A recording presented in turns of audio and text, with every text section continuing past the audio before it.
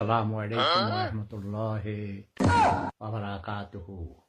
ওয়ালাইকুম আসসালাম রহমতুল্লাহি ওয়া বারাকাতুহু।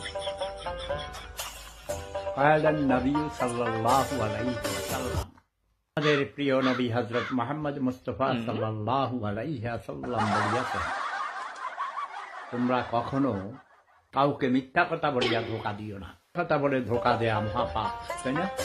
মিথ্যা কথা বলা মহাপাপ। জি, একটা পাপ থেকে হাজারটা পাপের জন্ম হয়।